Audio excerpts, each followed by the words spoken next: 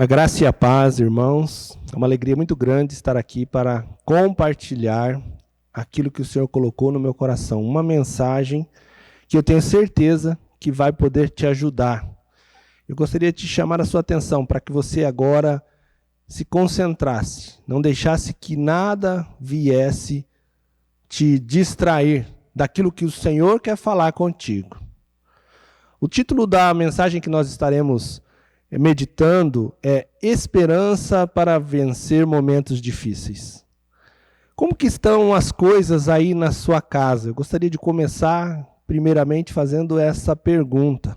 Você tem passado por lutas, por dificuldades? Como que está o seu casamento, seus filhos? Como que está a sua saúde física, emocional, espiritual? Como que estão suas finanças? Olha, queridos, essas são áreas em que nós constantemente passamos por dificuldades, passamos por batalhas. E porque a nossa vida é cíclica, nós vivemos momentos cíclicos na nossa vida, nós estaremos sempre passando por situações em que estaremos passando por uma situação tranquila numa área, passando por uma luta em uma outra. Então, eu queria dizer para você que as dificuldades, as lutas, as batalhas, elas fazem parte da nossa vida. Porém, é fato que de alguns anos para cá, nós podemos perceber o aumento dessas dificuldades, dessas lutas. Nós percebemos que os problemas têm se multiplicado. E isso tem feito com que muitas pessoas percam a esperança. O Senhor me trouxe aqui para trazer uma mensagem, uma palavra de fé, uma palavra de esperança para você que está passando por este momento de dificuldade. É interessante que a palavra do Senhor nos diz lá no livro de Salmos, no Salmo de número 30, no versículo 4 e 5, o salmista dizendo assim: Salmodiai ao Senhor, vós que sois seus santos, e dai graça ao seu santo nome. Porque não passa um momento a sua ira. O seu favor dura a vida inteira. Ao anoitecer pode vir o choro, mas a alegria vem pela manhã. Quando nós olhamos para a palavra de Deus, nós vemos que essas dificuldades, elas não são exclusividades do tempo que nós estamos vivendo.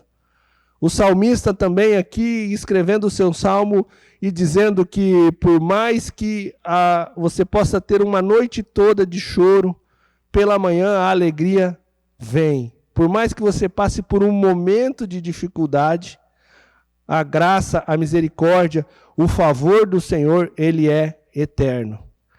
Porém, não é bem assim que nós temos olhado para as nossas dificuldades, para as nossas lutas, para o nosso dia a dia.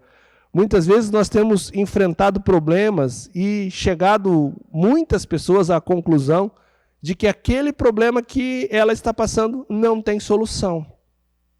Que aquele problema que ela está enfrentando, aquela dificuldade, aquela enfermidade, aquele problema financeiro que gerou ali uma quebra num ciclo de prosperidade que vinha se passando, não tem mais solução. E isso nos leva a desanimar. Por isso eu creio que se você está neste momento passando por um momento de dificuldade, se você está desanimado, se você está triste, angustiado, irritado, se sentindo sozinho, se sentindo derrotado, essa palavra é para você. Quando eu preparava essa palavra, o Senhor colocou no meu coração que a falta de esperança, ela é o primeiro passo que nós damos para a derrota em todas as áreas da nossa vida. Nós precisamos manter viva a chama da esperança. E quando nós desanimamos, quando nós entramos num estado de desesperança, nós estamos na rota, no caminho da derrota. E por isso o Senhor me trouxe aqui para trazer uma mensagem para você, que talvez está passando por um momento de dificuldade em que você olha para tudo e diz assim, olha, não tem jeito, não tem saída, não tem solução, o meu problema é muito grande. E o Senhor me trouxe aqui para dizer que Ele é maior e que existe sim um caminho, existe sim uma esperança, existe sim uma forma de lidar com os problemas da vida, porque eles virão, isso é um fato. A única convicção, a única certeza que nós temos é que os problemas virão. Nós passaremos por dificuldades, nós passaremos por lutas, nós teremos momentos de derrota, de sofrimento. Porém, a forma como nós nos posicionamos, eu e você, diante deste momento, pode significar você chegar ao final vencedor ou derrotado. Muitas pessoas vivendo desesperançadas, muitas famílias que perderam a esperança. E a desesperança é um substantivo feminino que significa ausência ou falta de esperança, descrença, desilusão, circunstância que está ou se encontra em desespero, sem esperança. Então, significa fazer perder a esperança, desanimar. Como que você está? Como que você tem passado diante deste problema, dessa luta que você tem enfrentado? Você tem vivido dias de esperança ou dias de desesperança? Querido, olha só, diante da dificuldade da vida, nós podemos perder tudo, mas jamais podemos perder a esperança. Porque se nós perdermos a esperança, o próximo passo é perder a fé. E quando nós perdemos a fé, nós estamos já vencidos, já estamos derrotados. Satanás já conseguiu cumprir o seu propósito, aquilo que ele deseja, que é destruir a mim e a você. A esperança, ela é o primeiro passo que nós damos na direção da fé. Porque a esperança é um desejo. A esperança é aquela expectativa de que algo vai acontecer. Essa situação, esse mal não vai durar para sempre. Essa luta não vai durar para sempre. A cura da enfermidade virá. O emprego para aquele que está desempregado virá. Essa é a esperança. E essa esperança nos move. Essa esperança nos deixa vivo. Nos faz estar caminhando e avançando sobre os problemas. Porém, quando nós estamos numa situação de desesperança, passando por uma aflição, por uma angústia e achando que os nossos problemas não têm mais solução, nós nos colocamos numa situação de paralisia. Nós somos paralisados pelo problema e deixamos de acreditar que poderia vir uma resposta. E isso é algo terrível. Quantas pessoas têm desistido até mesmo de viver diante de um problema que aparentemente não tem solução. Outro dia eu estava ouvindo um vídeo daquele filósofo, professor Mário Sérgio Cortella, e ele estava dizendo que nós precisamos ter esperança do verbo esperançar, e não esperança do verbo esperar. Porque a esperança do verbo esperançar, ela é uma esperança de quem está com a expectativa de que algo vai acontecer. Agora, a esperança do verbo esperar é aquela pessoa que já desistiu. Ela só está esperando que algo aconteça, ela não se move, ela não se movimenta. Queridos, essa paralisia ela pode ser fatal para mim e para você. Por isso nós precisamos ter uma atividade, ganhar uma perspectiva diferente. Precisamos enxergar a situação, por mais difícil que seja, com a expectativa em nosso coração de que algo vai acontecer, de que as coisas vão mudar, que essa situação vai passar, que isso vai chegar ao fim, essa tristeza, essa angústia, essa luta vai chegar ao fim. Quando nós olhamos para a palavra do Senhor, nós vemos várias situações em que os homens de Deus, aqueles que nós admiramos, que olhamos como exemplo, passando por momentos de dificuldade, passando por momentos em que eles tiveram que ter uma atitude positiva, de esperança e de fé diante das lutas. O apóstolo Paulo, escrevendo sua carta aos Efésios, no capítulo 3, no verso 13, ele disse assim: portanto, peço-lhes que não se desanimem por causa das minhas tribulações em seu favor. Isso aqui me chamou a atenção. Paulo aqui está dizendo para os efésios não desanimarem diante da tribulação que ele estava passando em favor dos efésios. Então, a causa da tribulação de Paulo era a igreja de Éfeso. E ao invés de alguém ir lá e dizer assim: olha, Paulo, né, tenha fé, acredite, continue crendo. Não, o próprio Paulo, passando as tribulações, por causa da igreja de Éfeso, ele escreve uma carta dizendo assim: portanto, peço-lhes que não se desanimem por causa das minhas tribulações em seu favor, pois elas são uma glória para vocês. Paulo não estava desanimado, pelo contrário, ele estava achando força suficiente para até mesmo animar a igreja de Éfeso. Por mais difícil que seja a situação que vocês estão passando e que eu estou passando por causa de vocês, não desanimem. E nós podemos ver já no versículo seguinte, no verso 14 deste mesmo capítulo 3, por que Paulo não estava desanimado e estava achando forças até mesmo para incentivar a igreja a não desanimar. No verso 14 ele diz assim: por essa razão, pelas lutas, pelas dificuldades, pelas aflições que vocês e que eu estou passando, ajoelho-me diante do Pai. Um dos principais segredos, meu irmão, minha irmã, você que está passando por um momento de dificuldade, um dos principais segredos para que nós pudéssemos alcançar a vitória diante de um momento de dificuldade é nós não nos afastarmos do Senhor em oração. O apóstolo Paulo dá o segredo aqui dizendo que ele está de joelhos diante do Pai, apresentando essa circunstância. Eu não sei como você tem enfrentado as suas lutas, as suas batalhas, mas normalmente quando nós passamos por um momento de dificuldade, o primeiro erro que nós cometemos, a primeira atitude errada que nós temos é nos afastar do Senhor. Nós começamos a achar que o Senhor nos abandonou. E isso é tão grave, é tão sério, que em certos momentos, e para algumas pessoas, esse distanciamento é tão grande que as pessoas começam até mesmo a duvidar de que Deus estaria ouvindo, ou que Deus se importasse, ou até mesmo num grau mais elevado, até mesmo duvidar da existência do próprio Deus. Eu acho que esse Deus não existe. Eu acho que eu estou aqui perdendo meu tempo, falando ao vento, palavras ao vento. Queridos, é isso que o inimigo quer que você faça, porque quando você toma essa atitude, você está no caminho da derrota. Porém, quando nós vamos para a palavra, não é isso que nós vemos. Nós vemos as situações sendo invertidas e o milagre acontecendo para aqueles que se mantiveram firmes e que continuaram acreditando, tendo esperança e tendo um comportamento e tendo uma postura de buscar a Deus diante da dificuldade.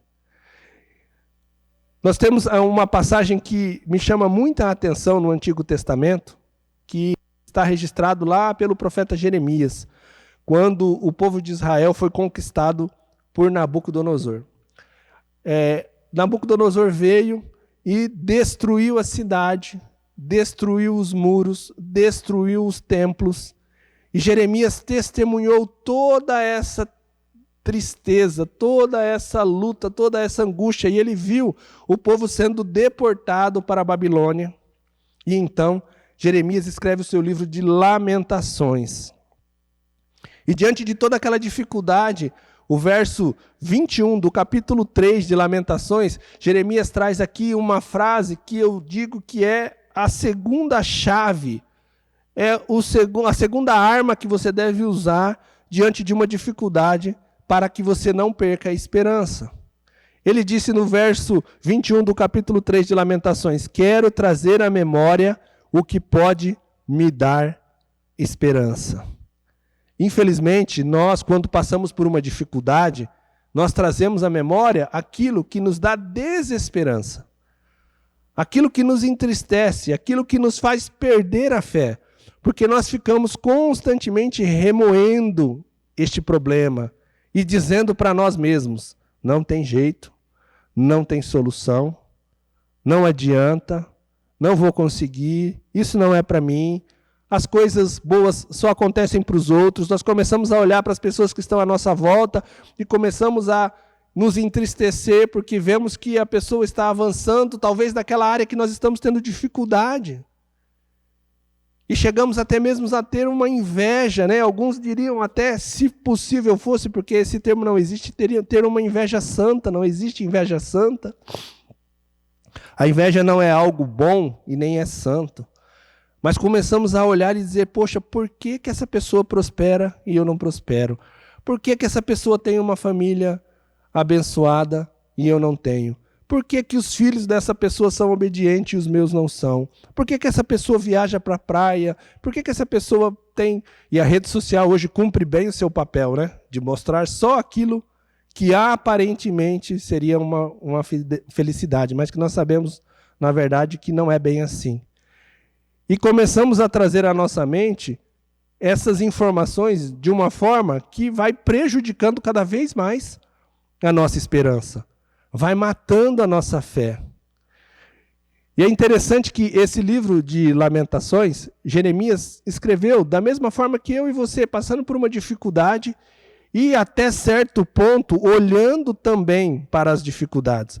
O livro de Lamentações ele é um conjunto de 5 poemas que expressam a dor, o arrependimento e a esperança do profeta. E tudo isso por conta da destruição de Jerusalém, no ano de 586, né? Pelos babilônios.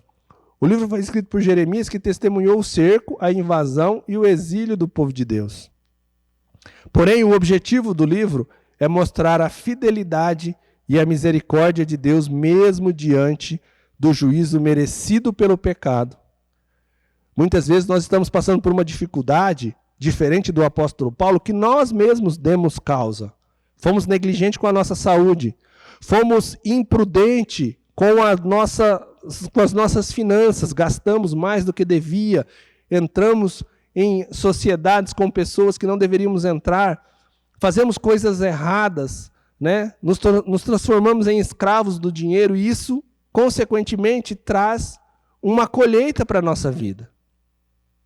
Então, talvez diferente do que o apóstolo Paulo estava dizendo ali aos Efésios, em que ele estava sofrendo por causa da igreja, talvez você esteja sofrendo porque você mesmo deu causa, não cuidou da sua saúde, não se alimentou direito, não se exercitou.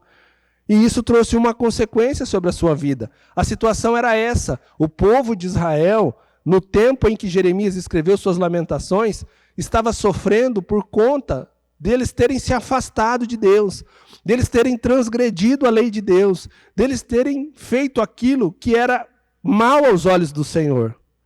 Fizeram ali um período de uma plantação, e quando vem a colheita, ela vem numa proporção muito maior. Eu queria dizer para você que isso é um segredo para a nossa vida. A colheita sempre será maior do que a semeadura.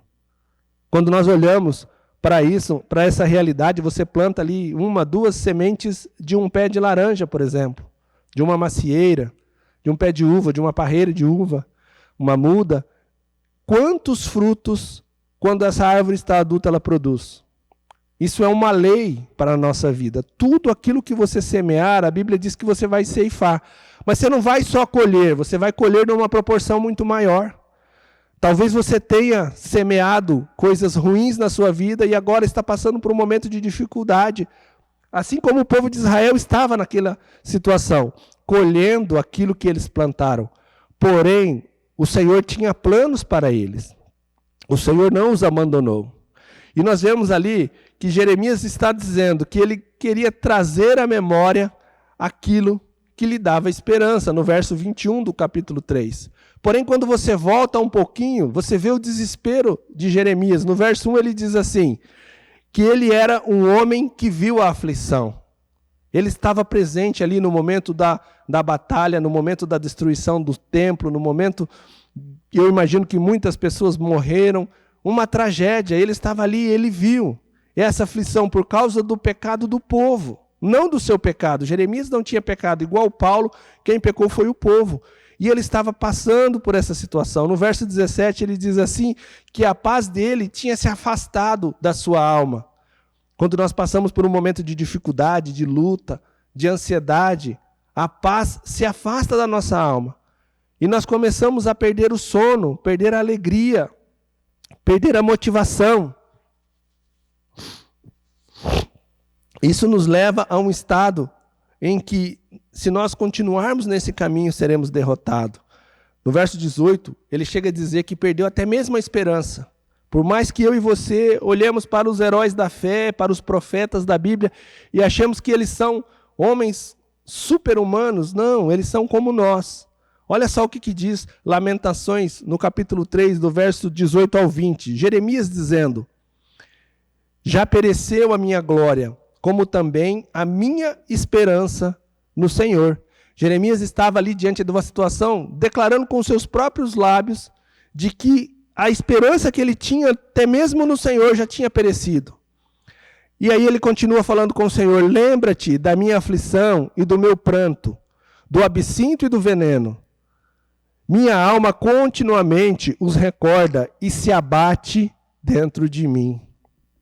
Eu acredito que neste momento em que você está passando de dificuldade, de luta, você constantemente deve se recordar daquilo que você viveu ou que você está vivendo. E como a pastora Samantha disse há alguns domingos atrás em uma das suas pregações, ficamos lambendo a ferida, né? Ficamos ali numa atitude de autocomiseração. Você viu o que aconteceu comigo? Olha o que está acontecendo comigo. E daí aconteceu isso, isso, isso. E falaram isso, e fizeram isso. E essa atitude não é uma atitude positiva. Porque ao invés de gerar no nosso coração, na nossa mente, uma esperança, assim como Jeremias falou no verso 21, ele gera uma desesperança. Ele trabalha de forma contrária. Porém, nós vemos aqui que depois de Jeremias dizer que ele tinha perdido a esperança, ele sabia o que ele tinha que fazer para recuperar essa esperança. No capítulo 3, no verso 21, ele diz assim: quero trazer à memória aquilo que me dá esperança, né? A versão que eu tenho aqui, quero trazer à memória o que pode me dar esperança. E o que poderia dar esperança para Jeremias diante de uma situação tão desesperadora? Uma tragédia nunca acontecida, né? Algo que foi tão desejado, a construção do templo, a cidade santa destruída, o primeiro templo destruído, pessoas mortas, pessoas deportadas, uma destruição total. O que poderia trazer esperança para Jeremias numa situação tão difícil, num momento de calamidade? É a mesma coisa que pode trazer esperança para mim e para você nos dias de hoje, porque o Senhor não muda, a palavra dele não muda. Veja só, queridos, nós precisamos trazer à nossa memória aquilo que nos dá esperança. No verso 22, Jeremias diz assim: as misericórdias do Senhor são a causa de não sermos consumidos. Então, por mais que eu e você tenhamos errado, por mais que eu e você tenhamos dado causa a este problema, se nós nos arrependermos, confessarmos o nosso pecado, o Senhor nos perdoa. Porque nós não somos consumidos pelos erros que cometemos, porque Deus é misericordioso, é isso que ele está dizendo. Jeremias está dizendo aqui que apesar dos problemas, apesar dos erros cometidos, das dificuldades, o Senhor continua sendo misericordioso. E por conta dessa misericórdia é que nós não somos consumidos, que nós não somos destruídos. E ele prossegue, porque as suas misericórdias não têm fim. As misericórdias do Senhor são eternas. É claro que nós precisamos entender que isso não é um passaporte para nós vivermos de qualquer jeito. Isso não é um salvo-conduto para viver pecando e se arrependendo, porque isso não agrada ao Senhor. E todas as vezes que eu e você pecamos e erramos, nós sofremos as consequências. Colhemos numa proporção muito maior o mal que nós plantamos. O Senhor espera que eu e você tenhamos uma atitude de uma busca de santidade, de uma proximidade maior com Ele, de um conhecimento maior da palavra, para que nós possamos viver uma vida de aperfeiçoamento. Porém, Jeremias, diante de toda aquela luta e aquela situação, ele chega à conclusão de que ele precisa mudar a forma de pensar. Eu e você precisamos mudar os nossos pensamentos, precisamos trazer na memória aquilo que nos dá esperança. Ao invés de ficarmos pensando nos maus que aconteceram, em tudo aquilo que aconteceu de ruim na nossa vida, nós deveremos mudar a nossa forma de pensar, porque por mais que nós tenhamos errado e falhado, e até mesmo dado causa a esse momento que estamos vivendo de dificuldade, o Senhor está pronto a nos perdoar e a nos socorrer, porque a misericórdia dele não tem fim.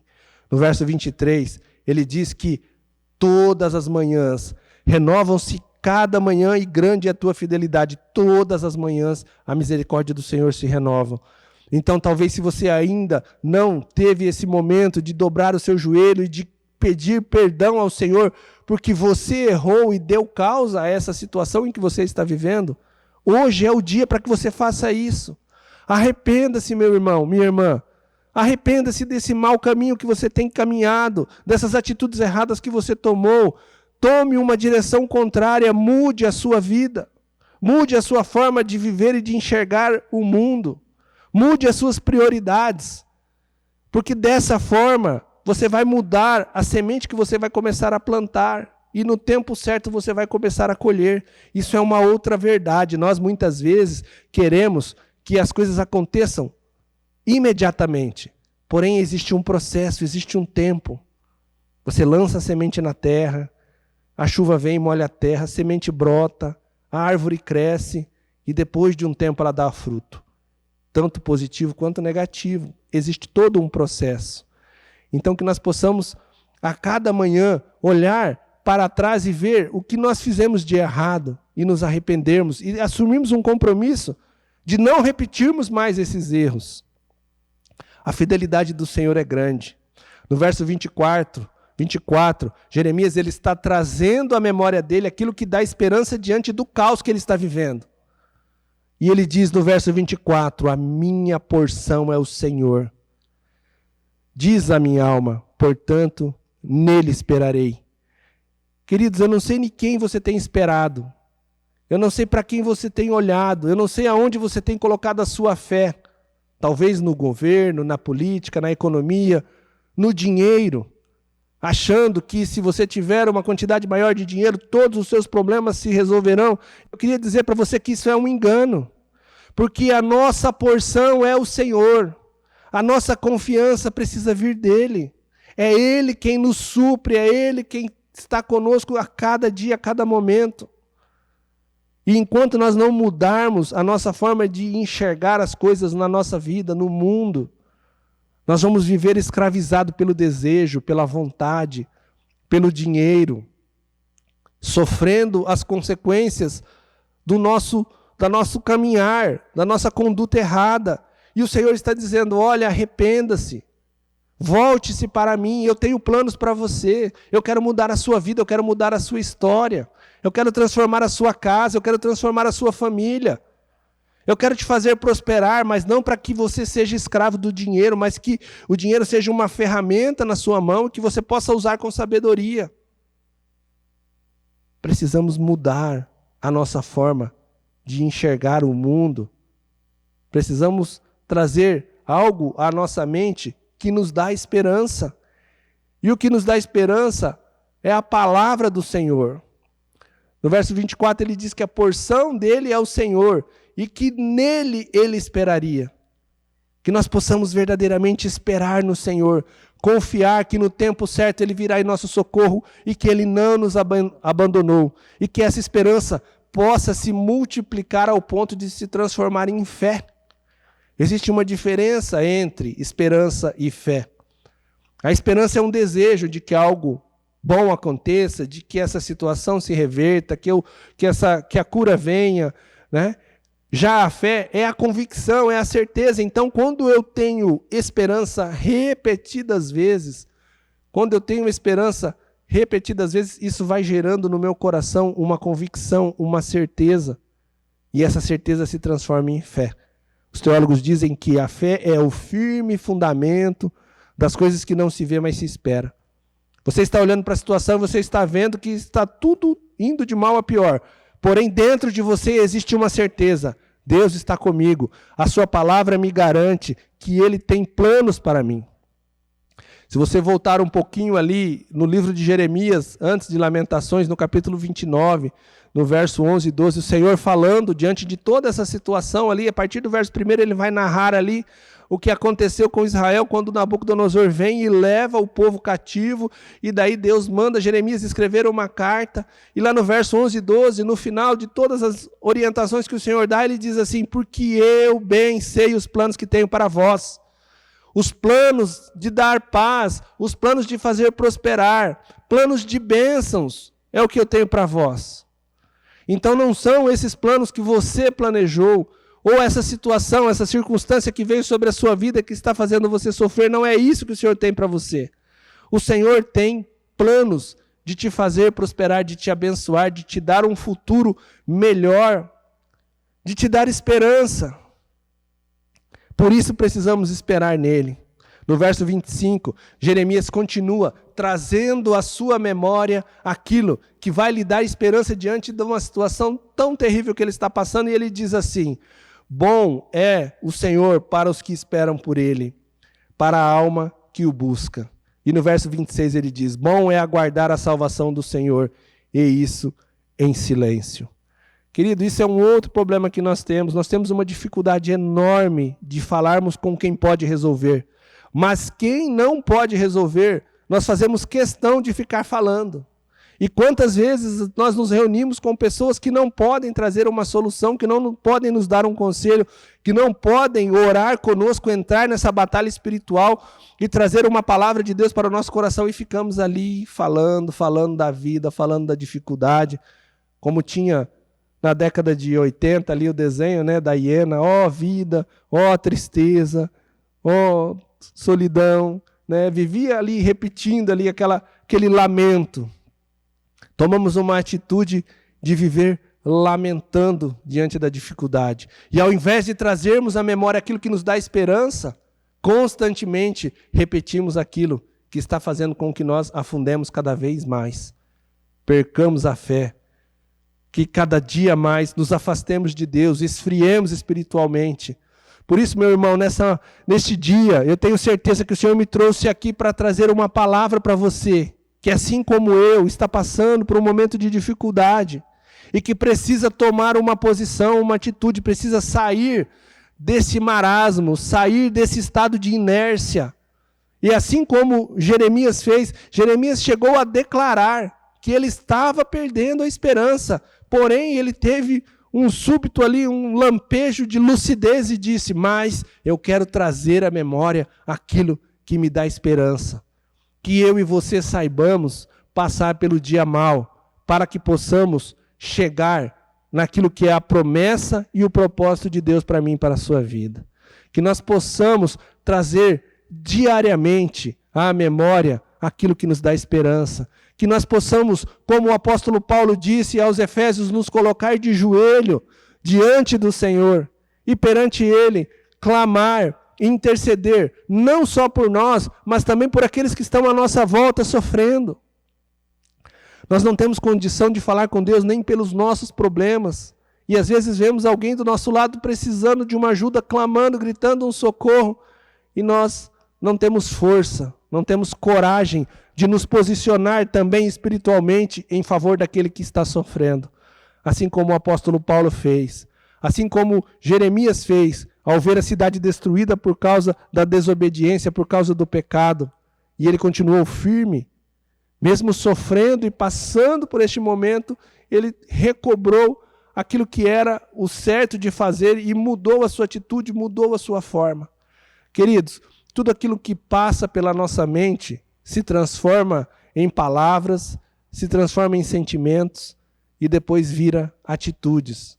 E por último gera comportamento. Então é muito importante aquilo que você pensa, porque aquilo que eu e você pensamos define o que nós somos. E se você acredita que não tem mais jeito, e que você é um derrotado, que você é um perdido, isso vai se realizar na sua vida. Porém, não é esse o plano de Deus, não é esse o propósito do Senhor.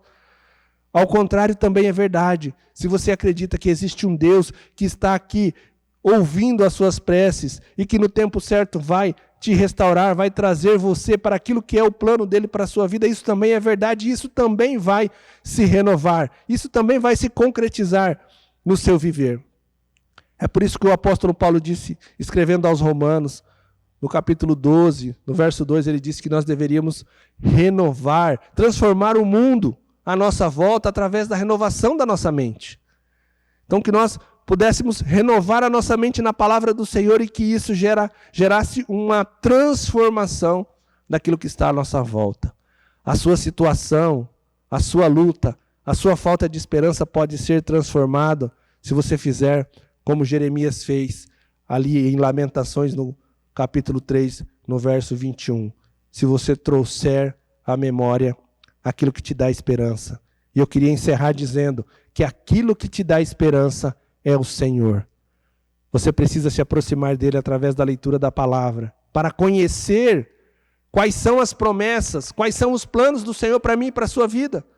Para que a partir do momento que você tome conhecimento dessas promessas, você possa buscá-la em oração e em perseverança, em fé, acreditando, até que isso aconteça.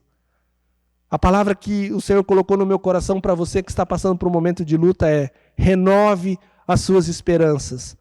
Traga à sua memória algo que pode te dar coragem de continuar acreditando que existe um Deus, que Ele está te vendo, que Ele está te ouvindo e que no tempo certo Ele virá em teu socorro.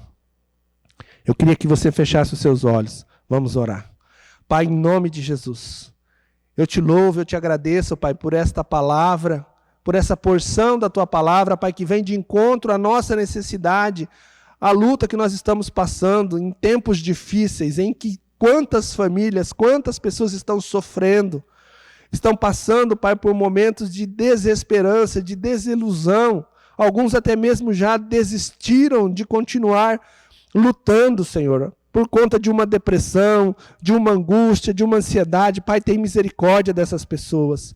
Senhor, eu quero interceder, Pai, por todos aqueles que vão ouvir essa palavra e pedir, Senhor, que o Senhor esteja tocando nos seus corações e que o Senhor esteja gerando, Pai, através da palavra, através da oração, uma esperança, uma expectativa de algo novo que vai acontecer.